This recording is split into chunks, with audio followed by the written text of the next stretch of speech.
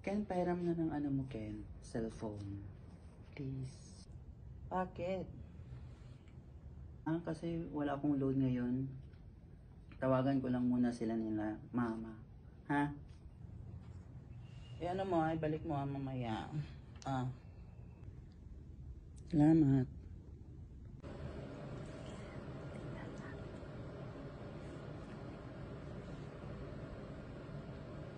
Buksan natin yung messenger niya, guys.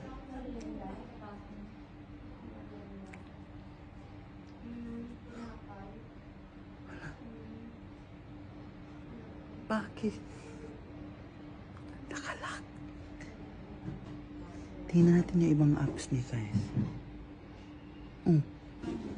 Meron. Tingnan natin YouTube.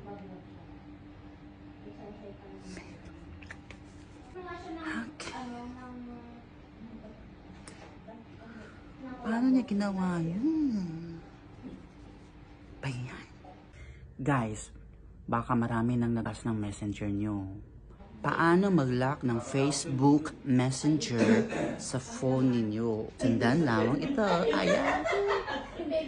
So guys, kailangan lang natin passcode or yung Face ID. So click lang natin yung Messenger at punta tayo dito sa taas, yung may number 6 dito, tatlong guhit dito.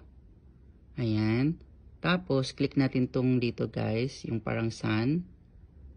Ayan. Tapos hanapin natin si Privacy and Safety. Ayan. Tapos si App Lock. So si App Lock guys, naka-off pa yan siya guys. So tingnan niyo yung App Lock, require Face ID or passcode. Ayan. Tapos pindutin natin yan. Kailangan. Ayan.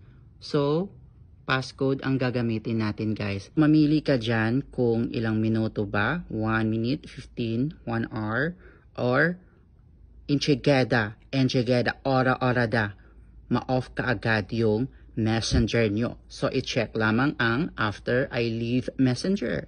So naka-check na siya guys, yan ang example natin.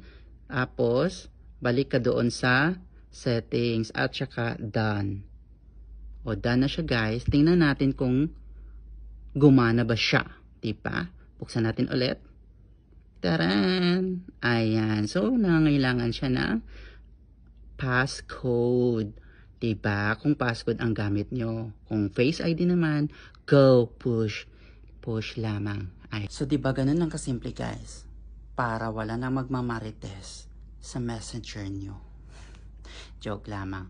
Yun lamang guys, para lang sa safety nyo of course. Kasi minsan, iba-iba, may ibang gumagamit ng mga phone natin. Hindi natin alam na kung saan-saan na napupunta. At alam nyo yan.